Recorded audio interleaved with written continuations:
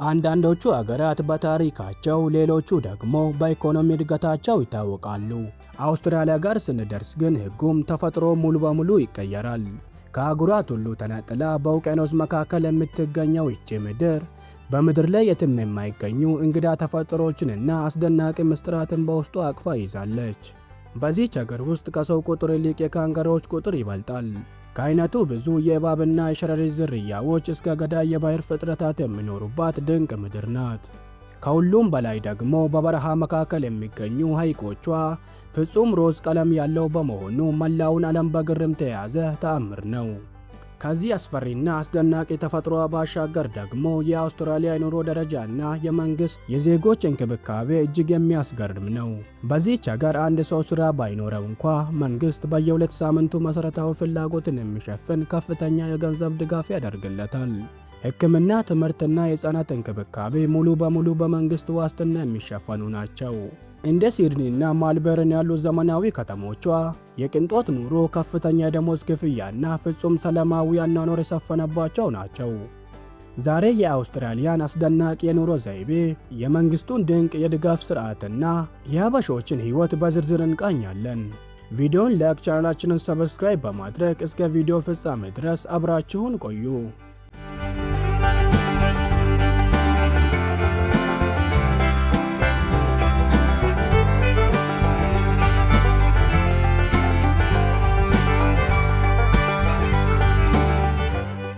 አውስትራሊያ በራሷ ሙሉ አህጉር የሆነች እጅግ ግዙፍ ሀገር ናት።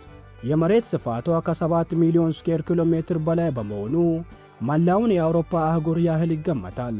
ይሁን እንጂ ከዚህ ግዙፍ ስፋቷ ውስጥ ከ80 በመቶ በላይ የሚሆነው የመሬቷ አካሏ አውትባክ የሚባል ሰው የማይኖርበትና ፍጹም ሞቃታማ የበረሃ ቀጠና ነው።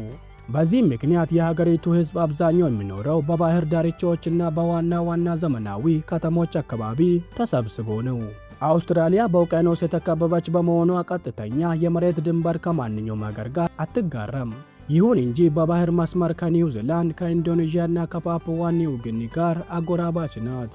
ይህ ከሌላው ዓለም ተነጥሎ የመኖር አቀማመጧ ደግሞ ሀገሪቱ በራሷ የተፈጥሮ ሕግ እንድትመራ፣ የራሷ የሆኑ እንግዳ ፍጥረታት እንዲኖራትና ፍጹም ሰላማዊ የኑሮ ድባብ እንዲኖራት አድርጓታል። ስለ አውስትራሊያ ዋና ከተማ ሲነሳ አብዛኛው ሰው እንደ ሲድኒ ወይም ማልበርን ያሉ ታዋቂ ከተሞችን ያስባል። ነገር ግን እውነታው ሌላ ነው። የሀገሪቱ ሕጋዊ ዋና ከተማ ካንቤራ ትባላለች። የካንቤራ ዋና ከተማ የመሆን ታሪክ ደግሞ እጅግ አስደናቂ ነው። በ19ኛው ክፍለ ዘመን ማጠቃለያ ላይ ሲድኒ እና ማልበርን እኔ ዋና ከተማ ሊሆን በሚል ከፍተኛ ውዝግብና ፉክክር ውስጥ ገብተው ነበር። በመሆኑም የመንግስት ባለስልጣናት የሁለቱን ከተሞች ፍጥጫ ለማስታገስ ሲሉ በሁለቱ ከተሞች መካከል የምትገኘውን ካንቤራ የተባለችውን ቦታ መርጠው በታቀደ መንገድ ዋና ከተማ አድርገው ገነቧት። ዛሬ ላይ ሲድኒ በኢኮኖሚና በቅንጦት ህይወቷ፣ ማልበርን ደግሞ በባህል፣ በስፖርትና በትምህርት ዕድሏ የሀገሪቱ ታላላቅ የኢኮኖሚና የህይወት ማዕከላት ሆነው ይገኛሉ። ለብዙዎች የአውስትራሊያን ህይወት ገነት የሚያደርገው የመንግስቷ ጥንካሬና ለዜጎች የሚያደርገው የማህበራዊ ዋስትና እንክብካቤ ነው። ሴንተርሊንክ በሚባለው ድንቅ ስርዓት አማካኝነት አንድ ሰው ስራ ቢያጣ፣ በህመም ምክንያት መስራት ባይችል ወይም እድሜው ቢገፋ መንግስት በየ2 ሳምንቱ መሰረታዊ ፍላጎቱን የሚሸፍን አጥጋቢ ገንዘብ በቀጥታ ወደ ባንክ ሂሳቡ ገቢ ያደርግለታል። ከዚህም በተጨማሪ ሜዲኬር በሚባለው አሰራር ህክምና ለዜጎችና ለቋሚ ነዋሪዎች ሙሉ በሙሉ ነፃ በሚባል ደረጃ የሚሰጥ ሲሆን ለልጆች ማደጊያና ትምህርት የሚወጣው ወጪም በከፍተኛ ሁኔታ በመንግስት ይደጎማል። ይህ ስርዓት ማንኛውም ሰው በኢኮኖሚ ምክንያት ወደ ከፋ ድህነት እንዳይወርድ፣ የትኛውም ዜጋ ሜዳ ላይ እንዳይወድቅና ሁሉም ሰው በተረጋጋ ሁኔታ እንዲኖር ትልቅ የህይወት ዋስትና ሆኖ ያገለግላል። በአውስትራሊያ ውስጥ የሚኖሩ ሀበሾች እጅግ ታታሪ፣ ስኬታማና ጠንካራ ማህበረሰብ መመስረት የቻሉ ናቸው። አብዛኞቹ ማልበርን እና በሲድኒ ከተሞች በስፋት የሚኖሩ ሲሆን በትራንስፖርት ዘርፍ፣ በሕክምናና በምህንድስና፣ በንግድና በተለያዩ የመንግስት መስሪያ ቤቶች ውስጥ በከፍተኛ ኃላፊነትና ታማኝነት ይሰራሉ። ይህ ማህበረሰብ ገና ወደ ሀገሪቱ ሲገባ ከነበረበት የመጠለያና የቋንቋ ፈተና ተነስቶ በአጭር ጊዜ ውስጥ በኢኮኖሚ የመጠንከርና የራሱን ህይወት የሚቀይር ትልቅ አቅም ማሳየት ችሏል። ብዙዎቹ የራሳቸውን ታክሲዎች፣ የጭነት ድርጅቶችና የንግድ ተቋማት ከመክፈታቸውም በላይ ለሌሎች አዲስ ለሚመጡ ወገኖቻቸው የሥራ ዕድል በመፍጠር በአውስትራሊያ ህብረተሰብ ዘንድ ትልቅ ክብር እና እውቅና ያተረፉ ናቸው። ከስራውና ከኢኮኖሚው ባሻገር የአበሾች ማህበራዊ ህይወት በአውስትራሊያ ውስጥ እጅግ ደማቅና የሚታይ ነው። የኢትዮጵያና የኤርትራ ባህላዊ ምግብ ቤቶች፣ የቡና ስነ ስርዓቶችና የእምነት ቦታዎች እንደ ሜልበርን ባሉ ዋና ዋና ከተሞች ውስጥ ተስፋፍተው የሚገኙ ሲሆን የአበሻ ምግብና ቡና ለሌሎች ሀገር አቀፍ ተወላጆች ጭምር ተወዳጅነትን አግኝተዋል። ሀበሾች እርስ በእርስ በመረዳዳት በደስታና በችግር ጊዜ አብረው በመቆም እና የራሳቸው ማህበራዊ እሴት ሳይለቁ ከዘመናዊ የአውስትራሊያ ህይወት ጋር ተዋህደው ይኖራሉ። በየዓመቱ የሚደረጉ ባህላዊ በዓላት፣ የእምነት በዓል እና የስፖርት ውድድሮች ደግሞ ማህበረሰቡ ባህሉን ለቀጣይ ትውልድ እያስተላለፈ አንድነቱን አጠናክሮ እንዲቀጥል ትልቅ አስተዋጽኦ ያደርጋል።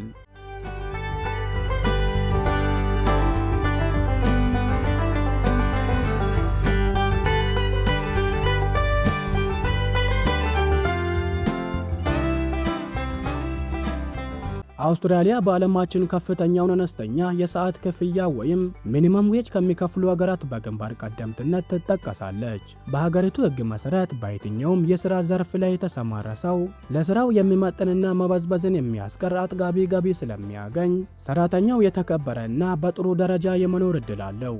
በዚህም ምክንያት ከዓለም ዙሪያ ያሉ ባለሙያዎች፣ የቴክኖሎጂ ምሁራንና ተማሪዎች ወደዚህች ሀገር ለመሰደድና ሕይወታቸውን ለመቀየር ከፍተኛ ፍላጎት ያሳያሉ።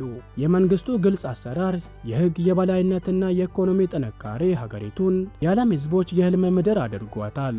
በአውስትራሊያ ደሞዝ ከፍተኛ ቢሆንም የቤት ኪራይና የኑሮ ወጪውም እንዲሁም ቀላል የሚባል አይደለም። በተለይም እንደ ሲድኒ ባሉ ዋና ዋና ከተሞች የቤት ኪራይ በወር ሳይሆን በሳምንት የሚሰላ ሲሆን በከተሞች እምብርት የቤት ባለቤት የመሆን ከፍተኛ ጥረትና የረጅም ጊዜ ቁጠባ ይጠይቃል። ይሁን እንጂ ሰዎች ከሚያገኙት ሳምንታዊ ገቢ አንጻር አብዛኛው ሰው በጥሩ ሁኔታ የሚኖር፣ ቤተሰቡን የሚደግፍና የተወሰነ ገንዘብ የመቆጠብ አቅም አለው። የኑሮ ውድነቱን ቢኖርም ከሚከፈለው ከፍተኛ ደሞዝ ጋር የሚመጣጠን በመሆኑ የህይወት ጥራቱ ዝቅ ሳይል ሰዎች በተንደላደለ ሁኔታ እንዲኖሩ ያስችላቸዋል።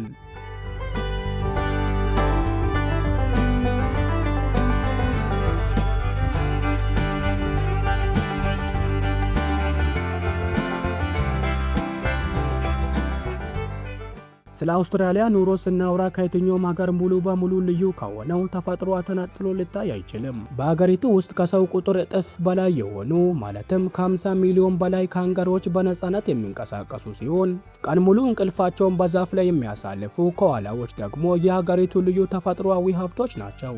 በሌላ በኩል ደግሞ አውስትራሊያ በዓለማችን ካሉ እጅግ ገዳይ እባቦች፣ ሸረሪቶች እና በባህር ውስጥ የሚኖሩ አደገኛ ፍጥረታት መኖሪያ ናት። በመሆኑም ዜጎች ጠዋት ጫማቸውን ከመጫመታቸው በፊት በውስጡ ሸረሪት እንዳይኖር ማናጋትና ማረጋጋት የዘውትር ልማዳቸው ነው። ከዚህም በተጨማሪ በበረሃ መካከል የሚገኙ ሂለር ወይም ላክ ሂለር የተባለው ሐይቅ ውሃው በውስጡ ባሉ ልዩ ባክቴሪያዎች ምክንያት ፍጹም ደማቅ ሮዝ ቀለም ያለው በመሆኑ ሀገሪቱን የበለጠ ተአምረኛ ያደርጋታል።